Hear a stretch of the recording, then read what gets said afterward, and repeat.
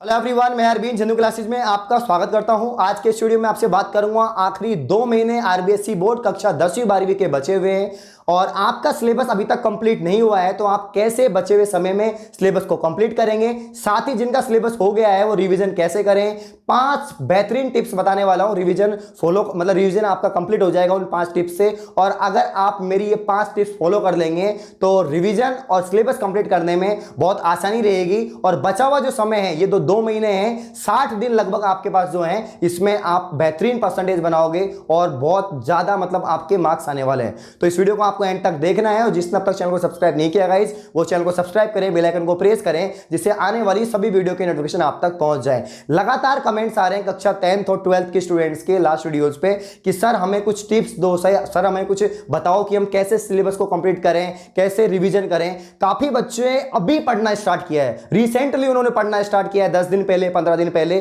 तो भाई 10 दिन 15 दिन पहले जिन्होंने पढ़ना स्टार्ट किया है उनका सिलेबस कंप्लीट नहीं होगा एग्जाम तक भी। लेकिन जो बातें मैं बताऊंगा अगर आप ऐसे पढ़ लेंगे तो आपका सिलेबस समय पे कंप्लीट हो जाएगा और साथ में आपको टाइम भी मिल जाएगा रिवीजन करने का। अभी फरवरी एंड पे है, फरवरी एंड पे या 23 जो है फरवरी है और 23 फरवरी के बाद में, फरवरी में ज्यादा समय आपके पास बचा हुआ नहीं है, 5 दिन है। उसके बाद आपका 1 मार्च स्टार्ट हो जाएगा और मार्च और अप्रैल 2 महीने आपके पास में और 6 मई का आपका असली इम्तिहान होगा। तो 6 मई से पहले पहले आपको सिलेबस को कंप्लीट भी करना है, उसका रिवीजन भी करना है और उसकी प्रैक्टिस भी करनी है। तीनों काम आपको करने हैं। पहली बात मैं बताऊंगा उन विद्यार्थियों के लिए जिनका सिलेबस अभी तक कंप्लीट नहीं हुआ। तो जिनका सिलेबस कंप्लीट नहीं हुआ है वो पहले थोड़ा सोचे, शांति से बैठे और सोचे। अगर कोई कक्षा 10वीं का विद्यार्थी है तो उसके पास 6 सब्जेक्ट है और 6 सब्जेक्ट के हिसाब से उसको टाइम को डिवाइड करना होगा कि इतने समय में मुझे इस सब्जेक्ट को कवर करना है, मुझे इतने चैप्टर पढ़ने हैं जिससे मेरी इतनी परसेंटेज बन जाएगी।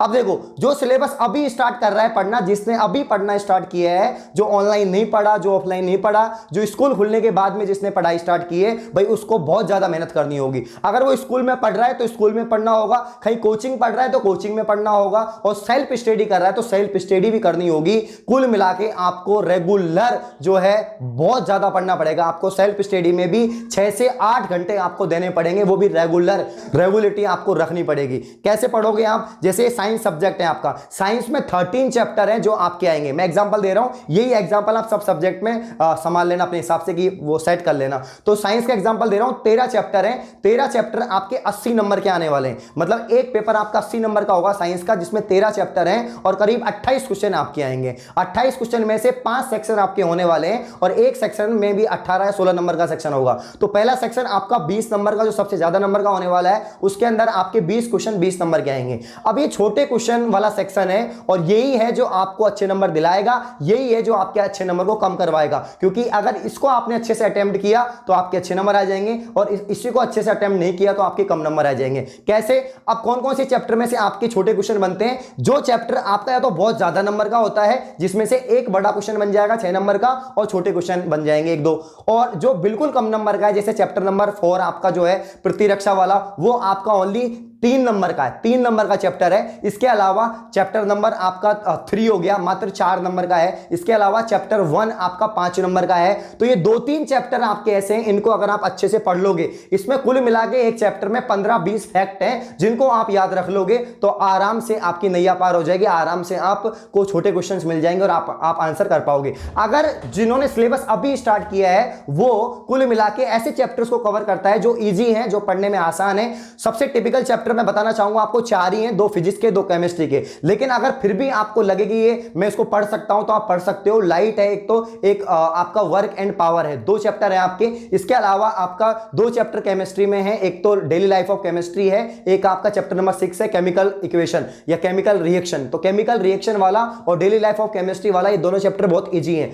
और डेली लाइफ केमिस्ट्री वाला ये आपके लिए रामबाण है, 9 नंबर का चैप्टर है। 9 नंबर बहुत इंपॉर्टेंट होते हैं और ज्यादा टिपिकल कुछ नहीं है। यहां पर एसिड के बारे में बता रखा है और एसिड के अलावा बेस के बारे में बता रखा है, सोल्ट के बारे में बता रखा है। अगर आप बहुत अच्छी तरीके से पढ़ते हो इस चैप्टर को तो 9 नंबर आपके पक्के हो जाएंगे। बिल्कुल टिपिकल नहीं है, बहुत इजी चैप्टर है। मैंने इसके क्वेश्चन बता भी रखे हैं आपको, इंपॉर्टेंट क्वेश्चन की काफी सारी वीडियो बना रखे हैं, तो आप वहां से भी पढ़ सकते हैं और कहीं से भी पढ़ सकते हैं। तो चैप्टर नंबर 5 हो गया आपका, फर्स्ट हो गया, थर्ड हो गया, फोर्थ हो गया। ये ऐसे चैप्टर हैं जो बहुत इजी हैं, बहुत आसान है, आप पढ़ सकते हो। तो आप जिन्होंने अभी सिलेबस को स्टार्ट किया है पढ़ना, वो को छांट ले, चाहे वो मैथ में भी ऐसी यूनिट को छांट लें जो पास कराने वाली यूनिट है, जो आपको इजी लग रही है, जिनमें आपको लग रहा है कि मैं इनको पढ़ सकता हूं, समय पे पूरा कर सकता हूं, ऐसी यूनिट को आप छांट लें। ऐसे चैप्टर्स को आप एसएसटी में, वहीं इंग्लिश में भी आप ऐसे पोर्शन को तैयार करें। अगर आपको लग रहा है आप ग्रामर में अच्छे हैं तो आप ग्रामर को अच्छा करें, आपको लग रहा है टेक्स्ट बुक के क्वेश्चन याद कर लेंगे तो टेक्स्ट बुक के क्वेश्चन याद कर लो, और आपको लग रहा है कि मैं राइटिंग पोर्शन है, जो लेटर्स हैं, जो भी आपके लेटर वगैरह जो भी आते हैं, ऐसे वगैरह जो आते हैं, उनको अच्छे से कर सकते हो उनको कर लो, या अनसीन पैसेज वगैरह को अच्छे से कर सकते हो उनको,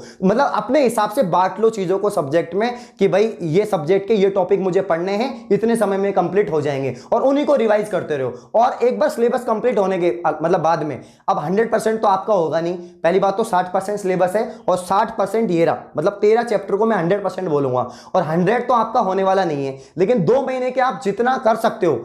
जैसे आपने 80% सिलेबस पढ़ लिया, मान लीजिए आपने 80% सिलेबस पढ़ लिया, अब वो आपने कहीं से पढ़ाओ, सेल पढ़ाओ, किसी टीचर से पढ़ाओ, उसका आपको रिवीजन करने के जो टाइम लगेगा वो लगेगा मात्र आपको 10 दिन। 10 दिन के अंदर आप अच्छे से रिवीजन कर पाओगे मेरे हिसाब से। क्यों कर पाओगे? क्योंकि अगर आपने एक बार उसको अच्छे से पढ़ा है तो दूसरी बार रिवीजन करने में ज्यादा टाइम आपको लगेगा नहीं। वहीं मैं बात करूंगा अब ऐसे स्टूडेंट का जिनका सिलेबस हो चुका है, वो कैसे टॉप करेंगे। जिनका सिलेबस हो चुका है उनके पास समय है रिवीजन करने का, प्रैक्टिस करने का। तो भाई अब आपने एक बार सिलेबस कंप्लीट कर लिया, आप रिवीजन कर रहे हो, तो रिवीजन करने का बेस्ट तरीका है, पहला तरीका है, जैसे आपका एक चैप्टर है, उस चैप्टर में 10 टॉपिक है, 10 टॉपिक को आप एक तरह से मार्क कर लें कि इस लाइन से ये क्वेश्चन बन सकता है, छोटा क्वेश्चन इस लाइन से बनेगा, बड़ा लॉन्ग आंसर इस लाइन से बनेगा। जैसे कोई टॉपिक है साबुन अपमार्जक, तो साबुन अपमार्जक में 3 टाइप के क्वेश्चन बन सकते हैं। एक तो प्रॉपर साबुन का बन सकता है, साबुनीकरण किसे कहते हैं। एक बन सकता है अपमार्जक का, अपमार्जक क्या है, मिसेल क्या है। और एक क्वेश्चन बन सकता है कि साबुन और अपमार्जक में अंतर स्पष्ट करो। तो 3 टाइप से क्वेश्चन बन सकते हैं। तीनों को आप, अगर आपने 2 टॉपिक तैयार कर लिए, आपने साबुन पढ़ लिया, आपने अपमार्जक पढ़ लिया,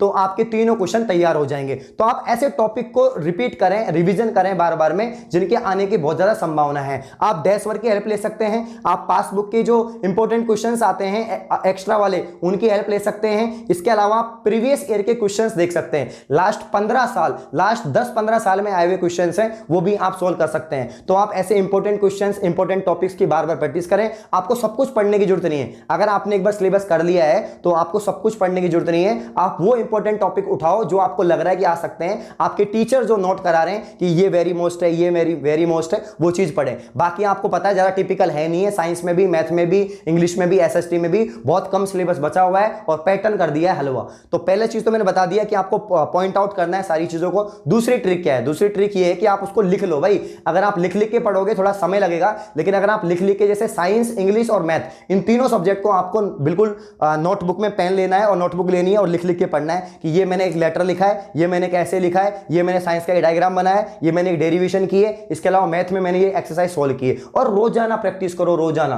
प्रैक्टिस करते रहोगे। अगर आपके टेस्ट हो रहे हैं, अगर आपकी कोचिंग में, आपके स्कूल में टेस्ट लिए जा रहे हैं, तो बिल्कुल आप टेस्ट पर टेस्ट दें। जितने ज्यादा टेस्ट देंगे आपकी गलतियां उतनी सुधरेंगी। तीसरी चीज है, आप जो गलती करते हो वो आपको गलती नहीं करनी है, तो उसके लिए आपको प्रैक्टिस करनी है। प्रैक्टिस आप डेस्क वर्क से कर सकते हो। अगर आपकी कोई टेस्ट ले रहा है तो आप टेस्ट बिल्कुल दें, क्लास टेस्ट जिनको हम बोलते हैं स्कूल में, टीचर्स 10वीं और 12वीं के टेस्ट लेते हैं। तो आप ज्यादा टेस्ट देंगे तो आपकी गलतियों को पता लगेगा कि मैं कहां पर गलतियां कर रहा हूं। इसके अलावा और भी चीजें, जैसे मतलब आपने सिलेबस को और रिवीजन कर दिया, तो रिवीजन के बाद में आपके पास, जैसे आप दोबारा पढ़ते हो चैप्टर को तो ज्यादा टाइम लगेगा नहीं। एक चैप्टर आपने पढ़ने में 2 दिन लगाए, जब रिवीजन करोगे तो आप ओनली 2 घंटे लगाओगे, और जब दोबारा पढ़ोगे तो आप 30 मिनट के अंदर उस चैप्टर को वापस से रिवाइज कर सकते हो। तो जितना बार आप पढ़ोगे उतना कम समय लगेगा, क्योंकि उतना आपको याद हो जाएगा। लेकिन रिवीजन करना जरूरी है। ऐसे नहीं आपने कोई चीज एक बार पढ़ ली तो आपको याद हो जाएगी, आपको बार बार उसको पढ़ना ही होगा। तो ये बेसिक बातें जिनको आपको ध्यान रखना है। इसके अलावा मेन इंपॉर्टेंट बात लिखने का मैं सब बच्चों को बोलता हूं और बार बार मैंने ये बोला है, मैंने कि प्लेलिस्ट भी बना रखी है चैनल पर कि जो टॉपर्स की कॉपियां हैं वो कैसी हैं, मैथमेटिक्स सब्जेक्ट की कॉपी कैसी है, इंग्लिश की कैसी है, साइंस की कैसी है, वो कॉपियां जाके देखो भाई।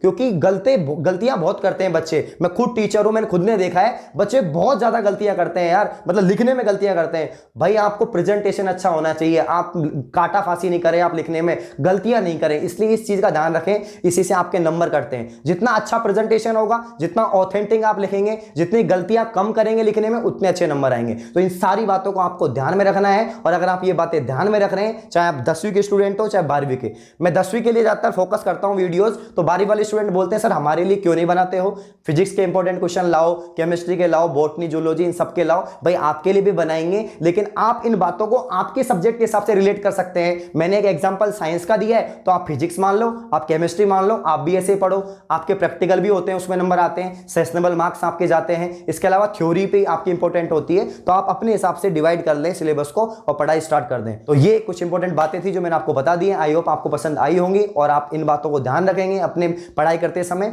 और रेगुलर अगर एक टाइम पूछे तो आप टाइम को बढ़ा दो, बिल्कुल ज्यादा पढ़ो, जितना ज्यादा पढ़ोगे उतना बढ़िया रहेगा आप सभी के लिए। करीब आप 10 से मतलब कि 10 घंटे तो आप पढ़ना स्टार्ट कर दो। जो 8 घंटे पढ़ रहा है वो 10 कर दो, जो 6 घंटे पढ़ रहा है वो 8 घंटे कर दो। तो अपने हिसाब से, अपने सुटेबल के हिसाब से आप, मतलब आप खुद को कोई दिक्कत नहीं हो उसके हिसाब से आप अपना टाइम बढ़ा दो और पढ़ाई करना स्टार्ट कर दो। ज्यादा समय बचा हुआ नहीं है, अब जो है असली इम्तिहान का समय आ चुका है। अगर ये वीडियो आपको अच्छी लगी, वीडियो लाइक करें, कमेंट करें, शेयर करें। धन्यवाद।